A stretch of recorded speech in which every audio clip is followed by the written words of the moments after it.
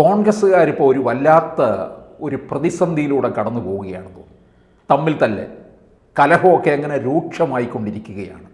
മുഖ്യമന്ത്രി സ്ഥാനം തന്നെയാണ് പ്രധാന വിഷയം. ഇതെവിടെ ചെന്നായിരിക്കും അവസാനിക്കാൻ പോവുക? 2026 ഇതോടുകൂടി തീരുമോ? പരാജയത്തിൽ, ഒറ്റ വാക്കിൽ പറഞ്ഞാൽ പരാജയത്തിൽ കലഹിക്കും. ഇപ്പോൾ കലഹിക്കുന്നത് പരാജയത്തിൽ കലാശിക്കാൻ വേണ്ടിയിട്ടാണ്. ഇവിടെ നമുക്ക് മനസ്സിലാക്കേണ്ട ഒരു കാര്യം എന്ന് പറഞ്ഞാൽ ഇത് നിസ്സാരമായിട്ട് പരിഹരിക്കാവുന്നേ ഉള്ളൂ, വളരെ നിസ്സാരമായിട്ട്. ഇപ്പോൾ ഇതിൽ ഈ സ്റ്റേക്ക് ഹോൾഡേഴ്സ് മുഴുവൻ പറയുക, കെ.സി. വേണുഗോപാൽ, വി.ഡി. സതീശൻ, അതുപോലെ രമേശ് ചെന്നിത്തല, ഇവരാണല്ലോ പ്രമുഖരായിട്ടുള്ള സ്റ്റേക്ക് ഹോൾഡേഴ്സ്. അതെ, കെ. സുധാകരനും അതുപോലെ ശശി തരൂരും ഇപ്പോൾ ചിത്രത്തിലില്ല തൽക്കാലം. അതുകൊണ്ട് ഈ സുധാകരൻ വരുമെന്ന് തോന്നുന്നില്ല. സുധാകരൻ മുഖ്യമന്ത്രി ആരോഗ്യ പ്രശ്നങ്ങളുണ്ട് ഉള്ളത്, പക്ഷേ അതിൻ്റേതായിട്ടുള്ള ചില കാര്യങ്ങളുണ്ട്. പക്ഷേ അത് ഞാനിപ്പോൾ പറയാനുള്ള സമയമില്ല. പ്രത്യേകിച്ച് ഈ സാഹചര്യത്തിൽ പ്രത്യേകമായ ചില കാരണങ്ങളുണ്ട്. സുധാകരൻ എന്നുള്ള പേര് ഞാൻ പറയാം. പക്ഷേ ഈ 3 പേരും ചേർന്നിരുന്ന് ഒരുമിച്ചുകൊണ്ട് ഞങ്ങൾ മുഖ്യമന്ത്രി സ്ഥാനത്തേക്കില്ല എന്നൊരൊറ്റ വാക്യം 3 പേരും കൂടെ പറഞ്ഞ ഒറ്റ വാക്യത്തിൽ ഒരൊറ്റ മിനിറ്റ് കൊണ്ട് തീരാനുള്ള പ്രശ്നമേ ഉള്ളിത്. എന്ത് പറയുന്നില്ല. കുഴമ്പൻ നയത്തിൽ ഇങ്ങനെ നിൽക്കുക. ഇങ്ങനെ പോലും കിട്ടിയാൽ മുഷിയില്ല. ഈ സ്പേസിലേക്കാണ് മുസ്ലിം ലീഗ് കടന്നു വരുന്നത്. അവരുടെ നേതാവായിട്ട് വെക്കുന്ന കെ. കുഞ്ഞാലിക്കുട്ടിയെ. അപ്പോൾ അദ്ദേഹം നിസ്സാരമൊന്നുമല്ല, മുഖ്യമന്ത്രി സ്ഥാനത്തിന് യോഗ്യനാണ് താൻ. കാരണം UDF നിലനിൽക്കുന്നത് ഞാനുള്ളത് കൊണ്ടാണ്, രാഹുൽ ഗാന്ധി ജയിച്ചത് ഞാനുള്ളത് കൊണ്ടാണ്, അല്ലെങ്കിൽ എൻ്റെ പാർട്ടി ഉള്ളത് കൊണ്ടാണ്. അതുപോലെ തന്നെ ഇനി പ്രിയങ്കയ്ക്ക് ജയിക്കണമെങ്കിൽ ഞാൻ വേണം, ഇപ്പോഴും അങ്ങനെ തന്നെയാണല്ലോ. അപ്പോൾ അങ്ങനെ വരുമ്പോൾ അതുകൊണ്ടാണല്ലേ വിജയരാഘവൻ പറഞ്ഞത് വർഗീയ വോട്ടുകൾ കൊണ്ടാണ് ജയിച്ചതെന്ന്. മുസ്ലിം ലീഗ് എന്ന് പറയുമ്പോൾ മുസ്ലിം ലീഗ് മാത്രമാണെങ്കിൽ കുഴപ്പമുള്ളൊരു കക്ഷിയല്ല. അവർ ജമായത്തെ ഇസ്ലാമി ഉണ്ട്, SDPI ഉണ്ട്, PF പോലുള്ള സംഘടനകളുണ്ട്. അതെല്ലാം കൂടെ ചേർന്ന് CPMൻ്റെ കയ്യടിയോടുകൂടി നടത്തുന്ന പ്രവർത്തനങ്ങളുടെ ഒരു കൂട്ടായ്മയുടെ പേരാണ് ഇന്നത്തെ മുസ്ലിം ലീഗ്. പണ്ട് CH മുഹമ്മദ് കോയ ഇതുപോലുള്ള ഉയർന്ന പദവികളിലിരുന്നു. പക്ഷേ ആർക്കും അതൊരു അദ്ദേഹത്തിനൊരു മതേതര സ്വഭാവമല്ല, തന്നെ ഭരിതപ്രിയനുമായിരുന്നു. അദ്ദേഹത്തിൻ്റെ ഭരിതം കൊണ്ട് ജനങ്ങൾ നല്ല വിദ്യാഭ്യാസ വകുപ്പ് മന്ത്രി, വിദ്യാഭ്യാസ മന്ത്രിയെ മലപ്പുറത്തിനെ അദ്ദേഹം കര കയറ്റി. കുറച്ചു കാലമല്ലേ കേരളത്തിൻ്റെ മുഖ്യമന്ത്രി. അതെ, മദ്രസ സംസ്കാരത്തിൽ നിന്ന് അദ്ദേഹം കര കയറ്റി. നല്ല വിവരമുള്ള ഒരാളായിരുന്നു. അങ്ങനെ വിവരമുള്ള ഒരാൾ വന്നാൽ നമുക്ക് കുഴപ്പമില്ല. അപ്പം അല്ലാതെ രാഷ്ട്രീയത്തെ ഒരു കച്ചവടമാക്കി ഒരു MBA പോലെ പ്രവർത്തിക്കുന്ന ഒരു രാഷ്ട്രീയ നേതാവിനെ അല്ല. ക്രാന്തദർശിത്വമുള്ള ഇന്ത്യയായി കാണാൻ കഴിയുന്ന, അല്ല തങ്ങളുടെ പ്രദേശത്തിൻ്റെയോ തങ്ങളുടെ ജനവിഭാഗങ്ങളുടെയോ മാത്രം താല്പര്യങ്ങൾ കാണാൻ ശ്രമിക്കുന്ന ഒരാളായിട്ട് വന്നു കഴിഞ്ഞാലാണ് ജനങ്ങൾക്ക് പ്രശ്നം. ഇതിൻ്റെ പ്രധാന കാരണക്കാരെന്ന് പറയുന്നത് തുടക്കം കൊടുത്തതും CPM EMS നമ്പൂതിരിപ്പാടും ഒക്കെ തന്നെയാണ്. നിങ്ങൾക്കൊരു ജില്ല തരാം, നിങ്ങൾ ഇങ്ങ് പോരെന്ന് പറഞ്ഞ് പിടിച്ചു വാങ്ങിച്ചത്, അധികാരം പിടിച്ചു വാങ്ങിയത് EMS നമ്പൂതിരിപ്പാട് തന്നെയായിരുന്നു. അത്ഭുതപ്പെടുത്തുന്നത്. ഞാൻ BT രണദിവയോട് ഈ കാര്യം ചോദിച്ചിരുന്നു ഒരിക്കൽ കണ്ടപ്പോൾ. അപ്പോൾ അദ്ദേഹം പറഞ്ഞത്, അദ്ദേഹം അനുവദിച്ച വളരെ സിമ്പിളായിട്ടുള്ളൊരു മനുഷ്യൻ, ഇപ്പോഴത്തെ കമ്മ്യൂണിസ്റ്റുകാരെ പോലെയല്ല. സ്വന്തം വസ്ത്രങ്ങൾ സ്വയം നനച്ചിട്ട് ഹോട്ടൽ മുറിയിൽ വെച്ചാണിത്. ഇപ്പോഴത്തെ ഈ ഇന്നോവ സംസ്കാരം കൊണ്ട് നടക്കുന്ന CPM നേതാക്കൾ ശ്രദ്ധിക്കണം. ഏരിയ കമ്മിറ്റി ആയപ്പോലും അവൻ്റെ ആ ഭാവം തണ്ടും കണ്ടു കഴിഞ്ഞാൽ CPSUവിൻ്റെ പ്രസിഡൻ്റാണെന്ന് തോന്നുന്നു. അതുപോലെ അപ്പോൾ അദ്ദേഹം പറഞ്ഞത്, ചില സാഹചര്യങ്ങളിൽ നമുക്ക് തന്ത്രപരമായിട്ടുള്ള അടവുകൾ, ഇപ്പോൾ പറയുന്ന ഈ അടവ് നയം സ്വീകരിക്കേണ്ടതായിട്ട് വരും. പക്ഷേ സ്ഥിരമായിട്ട് ഈ അടവ് നയം അങ്ങ് സ്വീകരിക്കുന്നത് എങ്ങനെയാണ്? എന്നിട്ട് ഇപ്പോൾ ആ മുസ്ലിം ലീഗിനെ ഇപ്പോൾ സ്വന്തം ശക്തി ഉണ്ടായിട്ടും പക്ഷേ അധികാരത്തിൽ അടുത്ത തവണ വരില്ല എന്നുള്ളൊരു തോന്നൽ കൊണ്ട് സോപ്പിട്ട് അവരെ സ്വാധീനിക്കാൻ വേണ്ടിയിട്ടുള്ള ശ്രമവും നടത്തിക്കൊണ്ടിരിക്കുക CPM. അവിടെ സംഭവിക്കുന്നത് എന്താണ്?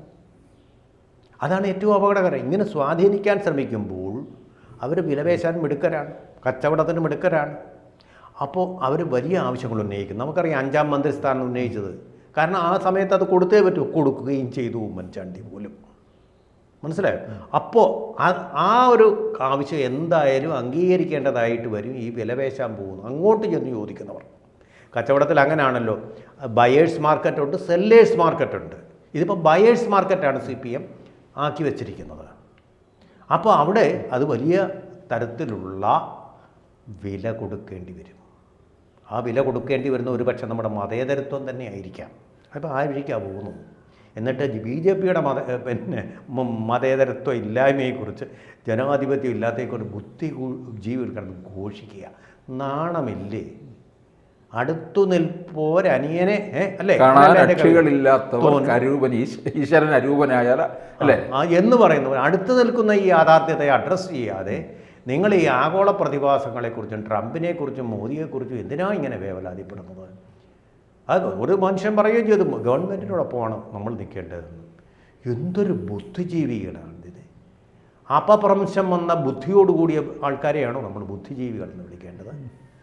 ഈ കാണുന്ന കാര്യങ്ങൾക്കെതിരെ ഒരക്ഷരം പോലും മിണ്ടാത്ത ആളാണ് P. ജയരാജൻ. പോലും അതിനെക്കുറിച്ച് എഴുതിയപ്പോഴും മിണ്ടാതിരുന്ന മഹാബുദ്ധിമാനാണ്, മനീഷിയാണ് സച്ചിദാനന്ദൻ. എനിക്ക് മനസ്സിലാവുന്നില്ല കേട്ടോ. അദ്ദേഹത്തിൻ്റെ ലേഖനങ്ങളിലെല്ലാം BJPയുടെയും RSSൻ്റെയും ഒക്കെ അപകടങ്ങളെക്കുറിച്ച് മാത്രമേ പറയാറുള്ളൂ. ആഗോള സമൂഹത്തെ ആകമാനം ഞെരിച്ചുകൊണ്ടിരിക്കുന്ന ഈ ആഗോള ഭീകരവാദത്തെക്കുറിച്ച് അത് RSSൻ്റെ ഒരു ഉപോൽപ്പന്നമല്ല. അത് ഒരക്ഷരം മിണ്ടാറില്ല. അദ്ദേഹം എന്താണ് വിചാരിച്ചിരിക്കുന്നത്? ഈ ബുദ്ധി കൊണ്ട്, തൻ്റെ ബുദ്ധി കൊണ്ടും കൗശലം കൊണ്ടും സത്യത്തെ മറച്ചു വയ്ക്കുകയാണ്. അതാണ് ഇവിടെ സംഭവിക്കുന്നത്. ഇവിടെ ബുദ്ധിജീവികൾ അവരുടെ ബുദ്ധി കൊണ്ട് ഈ സത്യത്തെ മറച്ചു വയ്ക്കുക. ഒരു ബുദ്ധിജീവി പോലും അതിന് അപവാദമല്ല. പ്രധാനപ്പെട്ട കാരണം, അങ്ങനെ പറഞ്ഞു കഴിഞ്ഞാൽ അവരെ വർഗീയവാദിയായി ചിത്രീകരിക്കുമെന്ന് ഭയമാണ്. അവർ വർഗീയവാദിയായി അപ്പോൾ എന്നെ ബുദ്ധിജീവി അല്ലാതായി തീരുമെന്നുള്ള ഭയമാണ്. അങ്ങനെ ഒരു സംസ്കാരമാണ് കേരളത്തിൻ്റേത്. ആ ഒരു കാലാവസ്ഥ ഇവിടെ ഭീകരത വളരാൻ ഏറ്റവും സഹായകമാണ്. അതാണ് തടിയൻ്റെ അവിടെ നസീർ പോലുള്ള ആൾക്കാർ, അതുപോലെ തന്നെ PFലേക്ക് റിക്രൂട്ട് ചെയ്യപ്പെടുന്ന ആൾക്കാർ, PF വഴി ISലേക്ക് റിക്രൂട്ട് ചെയ്യപ്പെടുന്ന ആൾക്കാർ ഒക്കെ അവിടെ വിദേശത്ത് പോയി യുദ്ധം ചെയ്ത് മരിച്ചു വീഴുന്നത്. സ്ത്രീകൾ, പെൺകുട്ടികൾ പോലും മറ്റു സമുദായങ്ങളിൽപ്പെട്ടവർ മതം മാറിയിട്ട് ഭീകരവാദികളുടെ കൂടെ പോയിട്ട് സ്വയം ഇല്ലാതായിത്തീരുന്നത്. ദീപം കണ്ട്, ദീപത്തിൻ്റെ പ്രഭ കണ്ട് ചെന്ന് കരിഞ്ഞു വീഴുന്ന ഈ രാത്രിശലഭം, നിശാശലഭങ്ങളെപ്പോലെ അങ്ങനെയാണ് സംഭവിച്ചുകൊണ്ടിരിക്കുന്നത്. ഇതിൻ്റെയെല്ലാം കാരണം ഈ ബുദ്ധിജീവികൾ ശരിയായിട്ടുള്ള ഈ മതവർഗീയതയെ അഡ്രസ്സ് ചെയ്യുക. അതിന് ഒരാൾ മാത്രമേ ഉള്ളൂ, ഹമീദ് ചേന്ദമംഗലൂർ. അദ്ദേഹം മാത്രമാണ് ഇതിനെ ശരിയായിട്ട് അഡ്രസ്സ് ചെയ്തുകൊണ്ടിരിക്കുന്നത് പണ്ട് മുതലേ. അദ്ദേഹം ഇപ്പോൾ അയിത്തം ഉള്ളവനായിട്ട് മാറിയിരിക്കുകയാണ്. പ്രമുഖ മുഖ്യധാരാ മാധ്യമങ്ങളൊന്നും അദ്ദേഹത്തിനൊരു ഇടം കൊടുക്കാറില്ല. പണ്ട് മാതൃഭൂമിയിലൊക്കെ സ്ഥിരമായിട്ട് എഴുതിക്കൊണ്ടിരുന്ന ആളാണ്. സ്ഥിരമായിട്ട് എഴുതിക്കൊണ്ട് മാതൃഭൂമി പോലും അദ്ദേഹത്തിനെ ഉപേക്ഷിച്ചു. എന്താ പേടി? എന്താ കാരണം? അതൊരു ഹിന്ദു വർഗീയതയുടെ ഒരു ഇതായിട്ട് അറിയപ്പെടും. അതുകൊണ്ട് ഇപ്പോൾ മാതൃഭൂമിയെ പറ്റി എന്താ പറയുന്നത്? കോഴിക്കോട്ട് നിന്ന് 2 മാതൃഭൂമിയുണ്ട്, അതിലൊന്നിൻ്റെ പേര് കോഴിക്കോട്ട് നിന്ന് 2 മാധ്യമമുണ്ട്, അതിലൊന്നിൻ്റെ പേര് മാതൃഭൂമി എന്നാണ്. ആ നിലപാട് സ്വീകരിക്കേണ്ടി വന്നിരിക്കുക എല്ലാവരും. ഭയം കാരണം. ഭയം എന്ന് പറഞ്ഞാൽ ജീവനിലുള്ള ഭയം മാത്രമല്ല, തങ്ങളുടെ സർക്കുലേഷൻ ഇടിയുമുള്ള ഭയം. ആ ഒരു ഭയഭാരം നമ്മുടെ ബുദ്ധിജീവികളെയും വാസ്തവത്തിൽ ബാധിച്ചിരിക്കുന്നു. നിങ്ങളുടെ ജീവൻ പോയാൽ പോലും സത്യം തുറന്നു പറയാൻ ബാധ്യസ്ഥരാണ് ബുദ്ധിജീവികൾ എന്ന് പറയുന്ന ആൾക്കാർ. നിങ്ങളപ്പോൾ ഈ കപട നാട്യങ്ങളാണ് പറഞ്ഞുകൊണ്ടിരിക്കുന്നത്. അപ്പോൾ ഇവിടെ ഞാൻ പറഞ്ഞത് നമ്മൾ ചുരുക്കി പറഞ്ഞു കഴിഞ്ഞാൽ സമയം കഴിഞ്ഞിരിക്കുന്നത് കൊണ്ട് പറയേണ്ട ഒരു കാര്യം, ഈ നാട്യങ്ങൾ നമ്മൾ അവസാനിപ്പിക്കുക. പണ്ട് ഒരിക്കൽ EK നായനാർ ആദ്യം മുഖ്യമന്ത്രിയാവുന്നത് എല്ലാ കപട മതേതര കക്ഷികളെയും ജാതി പാർട്ടികളെയും ഇല്ലാത്ത ഒരു ഗവൺമെൻറ് ഉണ്ടാക്കിക്കൊണ്ടാണ്. അന്ന് വളരെ ശരിയാമണ്ണം EMS അഡ്രസ്സ് ചെയ്തത് ശരീഅത്തിനെയാണ്. ആ ശരീഅത്തെന്ന് പറയുന്നത് അവിടെ ഇന്ത്യൻ സ്വത്വത്തിന് എതിരായിട്ടുള്ള ഒന്നാണെന്ന് പച്ചയായിട്ട് തന്നെ അദ്ദേഹം പറഞ്ഞു. ആ പച്ചയായിട്ട് പറഞ്ഞപ്പോൾ ഉണ്ടായിരുന്ന ആ ഒരു ഭൂമികയാണ്, ആ ഒരു മതേതര സംസ്കാരമാണ് യഥാർത്ഥമായിട്ടുള്ള ഇടതുപക്ഷ സംസ്കാരത്തിൻ്റെ ഇടം എന്ന് പറയുന്നത്. ആ തിരിച്ചറിവ് ഉണ്ടെങ്കിലും, ആ തിരിച്ചറിവ് ഉണ്ട്, ബോധ്യമുണ്ട് എല്ലാവർക്കും. പക്ഷേ കപട നാട്യങ്ങളും കോപ്രായങ്ങളും കാണിക്കുകയാണ് ഇന്ന് ഇടതുപക്ഷം. ആ വർഗീയതയുടെ ചെളിക്കുണ്ടിലാണെന്ന് വാസ്തവത്തിൽ UDFും അതുപോലെ തന്നെ LDFും അവിടെ കിടന്നുകൊണ്ട് കണ്ടോ BJPയുടെ വർഗീയത എന്ന് പറയുകയാണ്. അതിന് വിശ്വാസ്യതയില്ല. വർഗീയതയെ നിങ്ങൾക്ക് വിമർശിക്കണമെങ്കിൽ നിങ്ങളുടെ വർഗീയ കൂട്ടുകെട്ടുകളും ചങ്ങാത്തങ്ങളും ചങ്ങാത്ത വർഗീയതയും ഇല്ലാതാക്കണം.